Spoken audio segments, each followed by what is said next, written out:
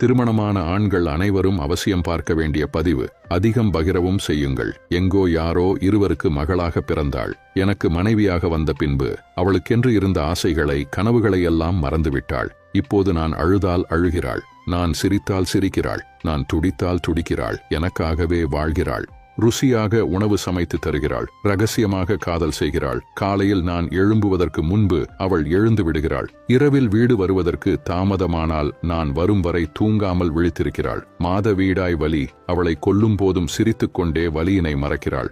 வீட்டை சுத்தம் செய்கிறாள். அன்பாக பேசுகிறாள். அனைத்து வேலைகளையும் சளைக்காமல் செய்கிறாள். சில இரவுகளில் கட்டிலில் கலந்து இனிப்பான இன்பம் தருகிறாள். ஒரு நாள் கர்ப்பமாகிவிட்டேன் என காதுக்குள் சொல்லி மார்பில் சாய்ந்தாள். பக்குவமாக குழந்தை போல் பார்த்து கொண்டேன்.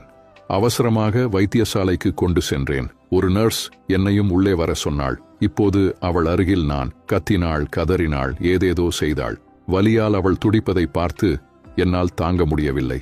அழ வேண்டும் என்றும் நான் நினைக்கவில்லை. ஆனால் என்னை அறியாமல் கண்ணீர் வருகிறது. இந்த அன்புக்கு என்ன பெயர் என்று எனக்கு தெரியவில்லை.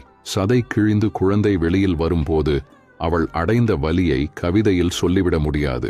பாதி குழந்தை வெளியில் வந்திருக்கையில் வலி தாங்க முடியாமல் கைகள் இரண்டையும் எடுத்து கும்பிட்டு அழுதாள். எவ்வளவு வலி இருந்தால் அவள் கும்பிட்டு அழுதிருப்பாள் என்று நினைக்கும் போது நான் துடிதுடித்து அவள்